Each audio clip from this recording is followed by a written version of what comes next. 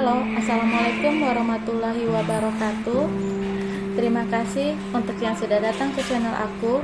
Kalau belum subscribe, tolong jangan lupa di subscribe, kemudian bunyikan lonceng, dan jangan lupa kasih like serta komentar biar aku makin semangat ya. Pernikahan di atas perjanjian, episode 131. Cinta di mana? Pria selalu terlihat bersih, rapi dan tepat itu berubah 190 derajat. Rambutnya sudah terlihat gondrong, jabang dan kumis dibiarkan berserakan di wajah tampannya. Bahkan, tubuh yang dulu bersih kini sudah terlihat jauh lebih kurus. Satu bulan melakukan pencarian terhadap istrinya, wanita itu masih tidak ditemukan. Jumlah uang yang telah dikeluarkan untuk mencari istri tercinta juga tidak main-main. Bahkan, pihak polisi sudah digerakkan, namun hasilnya tetap nihil. Rafa sudah mencari ke wilayah yang kemungkinan menjadi tempat tinggal istrinya, namun juga tidak ada. Entah di mana istrinya itu berada. Rafa seakan putus asa. "Bos, kita kemana?" tanya Anto. "Tempat yang belum kita datangi." Jawab Rafa duduk di samping Anto. "Baik bos," Dem Anto yang sangat tahu harus pergi ke rute mana, meskipun semua tempat sudah mereka datangi. Agar Rafa bebas membelah ke kanan dan ke kiri, dia duduk di samping kemudi.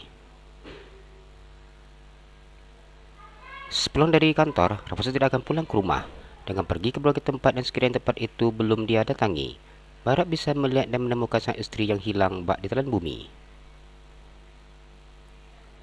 Rafa hanya diam sambil terus melihat ke setiap sudut jalan.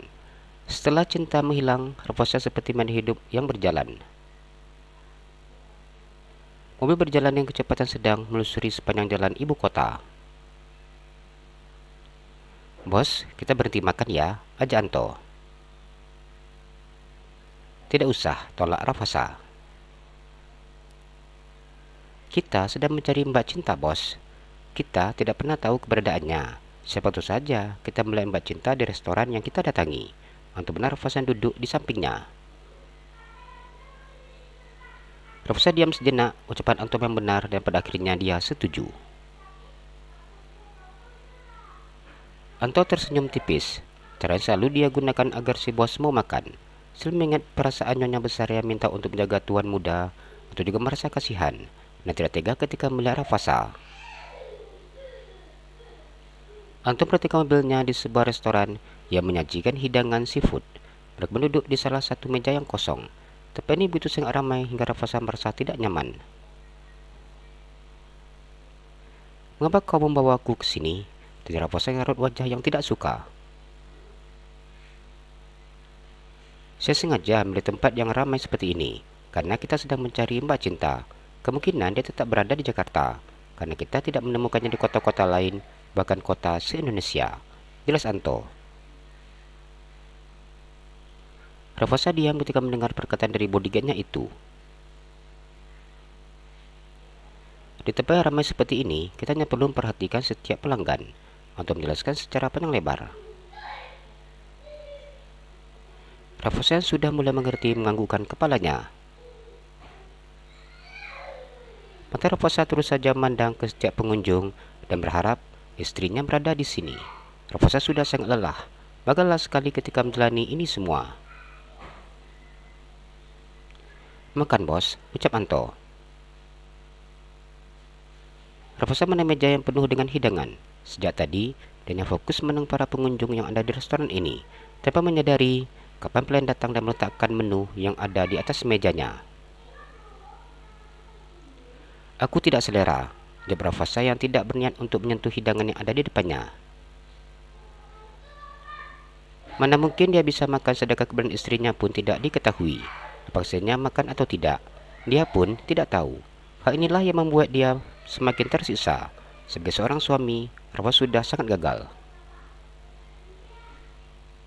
Kalau bos tidak makan, kemudian bos sakit, maka kita tidak bisa mencari istri bos. Saya saran, sebaiknya bos makan agar memiliki tenaga dan tubuh yang sehat demi mencari istri dan juga calon anak. Secara tidak langsung untuk membujuk sang majikan. Raffasa menganggukkan kepalanya dan menganggap apa yang dikatakan oleh Anto benar. Pada akhirnya, perhitungan makan meskipun tidak banyak. Saat selesai maka Raffasa dan Anto kembali melanjutkan pencarian. Anto sudah menemukan mobil, hanya diam dan sesekali memandang ke arah Raffasa. Bos, ini sudah sangat malam. Saya yakin pencipta nggak mungkin berada di luar di jam yang seperti ini, atau memandang jam digital yang ada di mobilnya. Raffasa melihat jam menunjukkan jam 11 malam. Pria itu pun menganggukkan kepalanya. Kita pulang. Istrinya bukanlah wanita liar yang berkeliaran di tengah malam. Karena itu, dia memutuskan untuk kembali pulang ke rumah. Anto tersenyum lega ketika mendengar jawaban dari Raffasa. Seperti inilah yang selalu dilewatinya. Bos sama jika keliling ke tempat sekiranya belum mereka datangi. Setiap malam pula dia akan mengingatkan bos untuk pulang. Jika tidak, mungkin bisa saja pencarian sampai pagi. Raffasa kembali ke rumahnya dan melihat Eric duduk termenung di depan TV yang tidak menyala. Setelah kembali dari Singapura dan mengetahui kabar tentang cinta yang pergi, kemudian menghilang, baik pria itu tampak terpukul. Apalagi penyebabnya adalah Raffasa. Walau bagaimanapun, Raffasa yang paling bertanggung jawab atas ini semua. Sudah 1 bulan ini pria itu tidak pernah lagi berbicara dengan anaknya. Dia akan selalu diam dan duduk termenung sendiri. Eric menyesal menikahkan Raffasa dengan cinta. Rasa bersalah dengan sang sahabat membuat dirinya semakin tersiksa.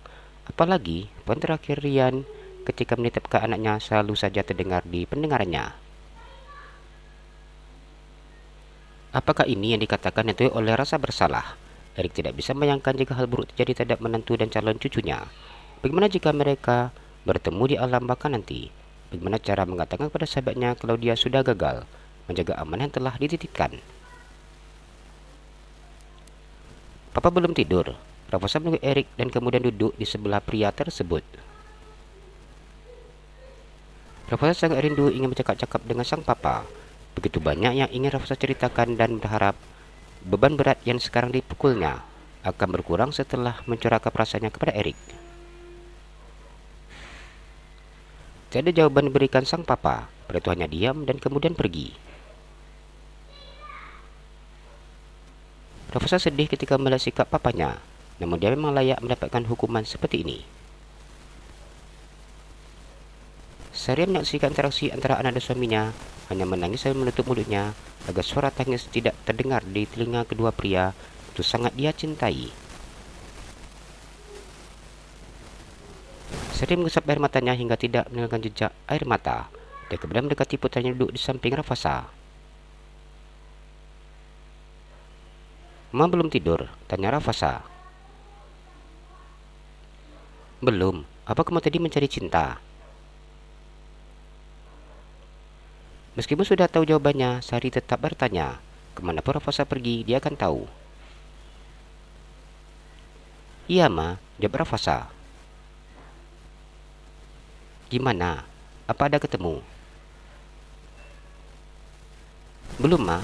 Kira-kira cinta suka kemana aja ya, Ma? Tanya Raffasa. Sari diam sesaat. Cinta tidak suka kemana-mana. Biasanya dia lebih senang berada di rumah, terkecuali kalau lagi kuliah ataupun dia bekerja. Raffasa diam mendengar perkataan dari mamanya. Tak ada petunjuk sama sekali, yang buatnya seperti orang gila yang pergi tanpa arah.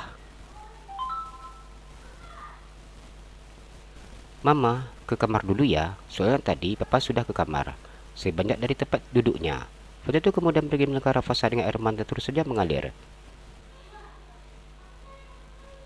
Sebagai seorang ibu, saya tak tega melihat kondisi Raffasa yang seperti ini. Jalan-jalan ke Pekanbaru, jangan lupa beli sepatu. Kalau kamu suka channel aku, please subscribe aku. Terima kasih.